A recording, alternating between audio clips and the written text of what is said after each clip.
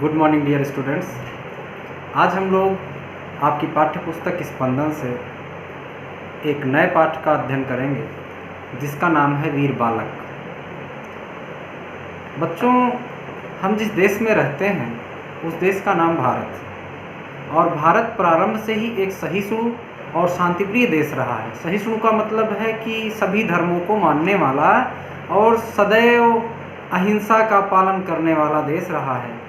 सोने की चिड़िया के नाम से प्रसिद्ध भारत को पददलित करने मीन्स यहाँ पर खौफ फैलाने के लिए और यहाँ के ऐश्वर्य समृद्धि को हासिल करने के लिए कई बर्बर आक्रमणकारियों ने भारत पर आक्रमण किया। भारत को लूटने के लिए, भारत की संपत्ति को अपने देश में ले जाने के लिए और यहाँ के लोगों में खौफ का माहौल भरने के लिए कई बर्बर आक्रमणकारियों ने यहाँ पर आक्रमण किया। इसी प्रकार एक आक्रमण भारत के मध्यकालीन इतिहास की प्रमुख घटना है जिसे हम तैमूर लंग के आक्रमण के नाम से जानते हैं। और जिस पाठ के बारे में हम लोग अध्ययन करने चल रहे हैं यह पाठ इसी घटना पर आधारित है। पाठ में दिखाया गया है कि कैसे एक निर्भीक बालक बालकरण तैमूर लंग जैसे आतताई की तलवार से भी नहीं डरता। उसकी वीरता एवं वाक चातुर्य बात करने की चतुराई से तैमूर लंग अपना निर्णय परिवर्तित करने को बाध्य हो जाता है। कठिनाइयों का साहस से सामना किया जाए तो हमारा लोहा मानेंगी और उसी साहस से रास्ता निकलता है। ऐसा इस पाठ से सीख मिलती है। तो सबसे पहले इस पाठ में कौन कौन से कैरेक्टर हैं उन कैरेक्टर्स के बारे में हम लोग जान लेते हैं। तो पहला कैरेक्टर है तैमूर लंग, जो कि एक तुर्क आक्रमणकारी है जो विदेश से हमारे देश में आक्रमण करने के उद्देश्य से आया है। दूसरा कैरेक्टर है जफ़र अली। जफ़र अली उस आक्रमणकारी तैमूर लंग का सरदार है। तीसरा कैरेक्टर है अली बेग। अली बेग तैमूर का सिपाही है। चौथा कैरेक्टर है मुबारक, वह भी तैमूर का सिपाही है। पांचवा कैरेक्टर है कल्याणी, जो कि एक ग्रामीण महिला है। छठा कैरेक्टर है बलकरण। बलकरण उस कल्याणी नामक महिला का पुत्र है। और इसके अलावा कुछ अन्य ग्रामीण के कैरेक्टर भी इस चैप्टर में सम्मिलित हैं। तो सबसे पहले 1398 मीन्स 1398 ईस्वी की बात है। समय सुबह का 8 बजा हुआ है और स्थान गांव का एक छोटा सा घर है। कल्याणी अंगीठी के पास बैठी कोयला डालकर आग तेज कर रही है और एक गीत गुनगुना रही है। उसका लड़का बलकरण तख्त पर बैठा हुआ पत्थर के एक टुकड़े पर अपना चाकू तेज कर रहा है। बलकरण अपना चाकू तेज करते हुए अपनी माँ से कहता है, यह तुम क्या गुनगुना रही हो माँ? देखो, इस पत्थर पर मेरा चाकू तेज नहीं हो रहा है। उसकी माँ कहती है, क्या तेरा चाकू भी मेरा गाना सुन रहा है? और उसकी माँ अपने बच्चे के करीब आकर बैठ जाती है और कहती है, परंतु आज तुझे चाकू तेज करने की क्यों सूझी है? आज तो तेरा जन्मदिन है ना? बलकरण कहता है, जन्मदिन? मेरे जन्मदिन पर तो हथियारों की पूजा होनी चाहिए। मतलब उस बच्चे का हैप्पी वाला बर्थडे है और बर्थडे में वह बच्चा चाहता है कि मेरे बर्थडे में वेपन्स की पूजा हो, हथियारों की पूजा होनी चाहिए। माँ, क्या यह जन्मदिन वैसा ही होगा जैसे पिछले साल हुआ था? और वह ऐसा कहते कहते वह लड़का अपना चाकू तेज करना रोक देता है। उसकी माँ कहती है, हाँ बिल्कुल वैसा ही यह जन्मदिन भी मनाऊंगी। तू दिन दूना रात चौगुना बढ़े। बलकरण कहता है, माँ बताओ आज जन्मदिन पर क्या क्या करोगे? उसकी माँ कहती है, क्या करूँगी? अपने प्यारे बेटे को नहलाऊंगी, चंदन लगाऊंगी, फूलों की माला पहनाऊंगी, मैं तेरे लिए बहुत अच्छी अच्छी मिठाइयाँ बनाऊंगी। देख, उस कोने में मैंने मिठाइयाँ बना करके रख दी हैं। मिठाइयों के साथ खीर खिलाऊंगी और तुम्हें आशीर्वाद भी दूंगी। बलकरण कहता है, परंतु माँ मेरे साथ तुम्हें भी खाना पड़ेगा। तुझे भी अपना जन्मदिन आज ही मनाना पड़ेगा। अभी मेरे साथ, मैं अकेले इतनी मिठाइयाँ नहीं खा सकता। उसकी माँ कहती है, तेरे खाने के बाद खा लूँगी, बस दूध आ जाए। खीर बनाने में देर ही कितनी लगती है, पानी उबल रहा है।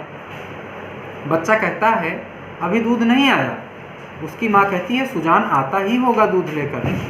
बच्चा कहता है, सुजान का घर है ही कितनी दूर?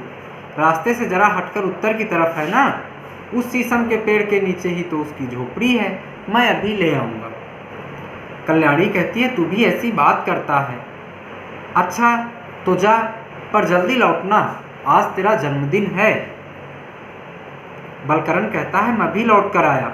उठता है और कहता है, मुझे एक बर्तन दे दो, मैं अभी दूध लाता हूँ, और यह चाकू अब तेज हो गया है, इसे मैं अपने पास रखूँगा। कल्याणी कहती है, चाकू तेरे किस काम आएगा? अच्छा ये ले बर्तन, बेटा जल्दी लौटना। कहता है, हाँ माँ, मैं अभी आया, और बालक चला जाता है। बालक की माँ उस बच्चे की ओर देखते हुए कहती है, मेरा भोला बच्चा बलकरण अभी से कैसी वीरता की बातें करता है। और माँ के अंदर एक संतोष की भावना पैदा होती है। वो कहती है, देखो मेरा बेटा, और अंगीठी के पास आकर आग ठीक करती है। फिर कहती है, मेरा साहसी बच्चा। फिर आग ठीक करती है। थोड़ी देर तक स्तब्धता रहती है, फिर भयानक शोर और भगदड़ मचती है। कल्याणी झांक कर खिड़की से बाहर देखने लगती है। फिर शोर और भगदड़ की आवाज़ आती है। एक ग्रामीण शीघ्रता से प्रवेश करता है और वह कहता है घबराए हुए स्वर में, तुरक आ गया, तुरक आ गया, भागो भागो, तुरक आ गया, भागो। अर्थात वह बताना चाहता है कि तुर्क आक्रमणकारी आ गया है, भागो यहाँ से, भागो, अपनी जान बचाओ। कल्याणी कहती है आगे बढ़कर दृढ़ता से, पागल हो गए हो क्या? तुरक कहाँ है? तुरक कहाँ है? दूसरा ग्रामीण कहता है, नहीं, सबको लेकर जंगल में छिप जाओ, वह आ रहा है, वह आ रहा है। और वह भाग जाता है। फिर भगदड़ की आवाज़ तेज हो जाती है, अर्थात गांव के सभी लोग जंगल की ओर भाग रहे हैं। कल्याणी कहती है, यह कैसी भगदड़ मची है रे? आगे बढ़ती है। तभी तीसरा ग्रामीण प्रवेश करता है और कहता है, बहन भाग चलो, जल्दी जल्दी, वह तैमूर आ गया, मैंने अपनी आंखों से देखा है, लूटते हुए आ रहे हैं वे लोग, हम लोग मरे, चलो बहन। कल्याणी कहती है, अरे कैसे तैमूर, कहाँ का तैमूर? अगला ग्रामीण बोलता है, तुम नहीं चलोगी? वह आया, वह आया, और वह भाग जाता है। कल्याणी कहती है, तैमूर कौन? फिर वह कहती है, बलकरण बलकरण, और फिर भगदड़ की आवाज़ तेज हो जाती है। अगला ग्रामीण आता है और कहता है, बहन कल्याणी, सब कुछ छोड़कर जल्दी से भागो, जंगल में छिप जाओ, नहीं तो घर के तल घर में ही चलो। तल घर में क्या होता है? बेसमेंट। तल घर में ही चलो, चलो मेरे साथ, समय नहीं है, जल्दी चलो। कल्याणी घबराहट में कहती है, बलकरण, मेरा बलकरण तो अभी नहीं आया, मैं उसे छोड़कर कहीं भी नहीं जाऊंगी। चौथा ग्रामीण, कहाँ गया है बलकरण? कल्याणी कहती है, वह दूध लेने गया है, सुजान के घर। चौथा ग्रामीण कहता, सुजान के घर? बहुत अच्छा है, तब तो उसका कुछ नहीं बिगड़ेगा। सुजान का घर खास रास्ते से बहुत दूर कोने में, और वो लोग सीधे रास्ते से चले आ रहे हैं। कल्याणी, कौन कौन आ रहे हैं? तो ग्रामीण कहता है, तुरक, इस बार तैमूर तुरक आया है, बड़ी भारी फौज लिए हुए है। कल्याणी डरकर कहती है, तैमूर तुरक, बड़ी भारी फौज? ग्रामीण कहता है, हाँ, पर अब समय बिल्कुल नहीं रहा, बलकरण को कुछ ना होगा, जल्दी से चलकर तल घर में छिप जाओ, घर के बेसमेंट में छिप जाओ। कल्याणी कहती है, नहीं, बलकरण को आने दो, मैं बलकरण के बगैर नहीं जाऊंगी। पुकारती है, बलकरण बेटा, बलकरण। ग्रामीण कहता है, बहन चुप रहो, तुरक सुन लेगा, जल्दी चलो, जल्दी चलो। हाथ पकड़कर तेजी से ले जाता है। कल्याणी का स्वर बलकरण धीरे धीरे शांत हो जाता है। फिर भगदड़ मचती है। उसकी आवाज़ समाप्त होते होते ही बेग से 3 सैनिक घर में घुस जाते हैं। उनके हाथों में तलवारें हैं। वे घर का सामान तोड़ते फोड़ते आते हैं। सरदार, जिसका नाम जफर अली है, लात से मोढ़ा उलट देता है। दोनों सिपाही तख्त के नीचे देखते हैं। मुबारक कहता है, कोई नहीं कमबख्त, सब भाग गए। जफर कहता है, मुबारक, इस वक्त आदमियों का कत्ल करने का हमारा उतना उद्देश्य नहीं है जितना सोना चांदी लूटने का है। इस घर में देखो, कहीं सोना चांदी है? मुबारक देखते हुए, कहीं कुछ नहीं है सरदार, मामूली सी झोपड़ी है, इसमें सोना चांदी कहाँ होगा? जफर कहता है, बेवकूफ़ हो तुम, इन तस्वीरों को पलटो, इनके पीछे दीवार में कुछ होगा। ये लोग अपना सोना चांदी दीवारों में रखते हैं। मुबारक और उसका साथी अली बेग तलवार से सब तस्वीरों को उलटते हैं, कुछ नहीं दिखाई पड़ता है। अली बेग कहता है, कहीं कुछ नहीं है सरदार। जफर कहता है देखो उस कोने में क्या है।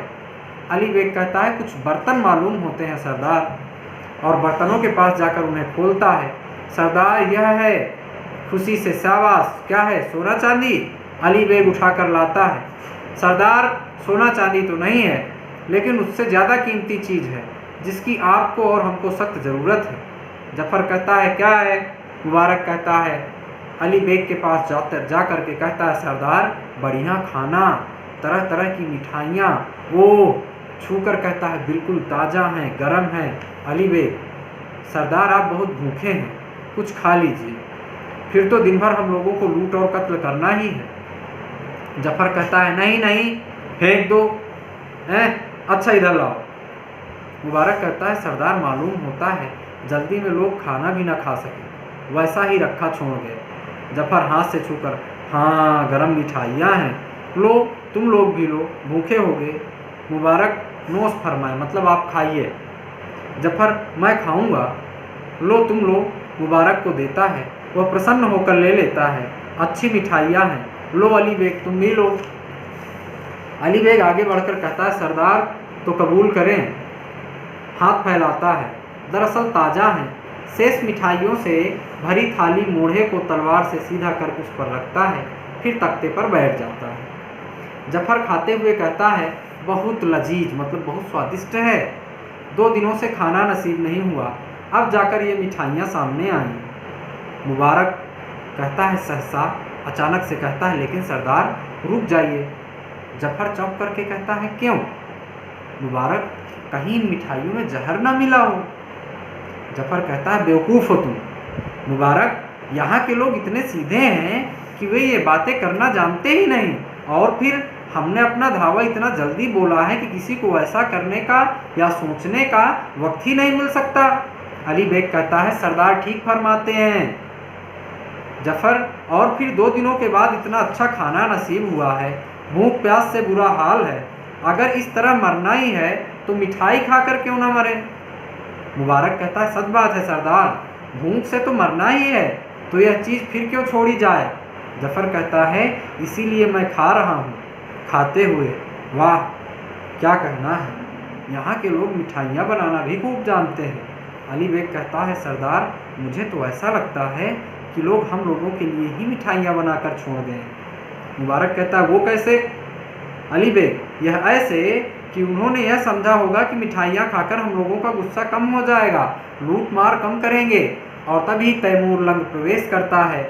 वह लंगड़ाते हुए आगे बढ़ता है, उसे देखते ही सब चौकन्ने हो जाते हैं। मिठाइयाँ ज़मीन पर फेंककर फौजी ढंग से तनकर खड़े हो जाते हैं। सन्नाटा छा जाता है। तैमूर लंग बारी बारी से तीनों को घूरता हुए आगे बढ़ता है। तो यहाँ से कहानी का एक इंटरवल पीरियड हो जाता है। बहुत लंबी कहानी है, इसलिए हम इसको 2 पार्ट्स में पढ़ेंगे। तो आपने देखा कल्याणी के बारे में आपने पढ़ा, कहानी के सारे, इस ड्रामा के सारे कैरेक्टर्स आपने देखे और सबके बारे में जाना कि तैमूर लंग कौन है, कल्याणी कौन है, बलकरन कौन है, मुबारक कौन है, जफर अली कौन है, अली बेग कौन है, सबके बारे में आपने पढ़ा। और तैमूर लंग का प्रवेश होता है। तैमूर लंग ने यहाँ पर आकर करके कौन कौन सी बर्बरता की और उसके साथ ही बलकरन से उसने क्या संवाद किया, इसको हम पढ़ेंगे इस कहानी के नेक्स्ट पार्ट में। धन्यवाद।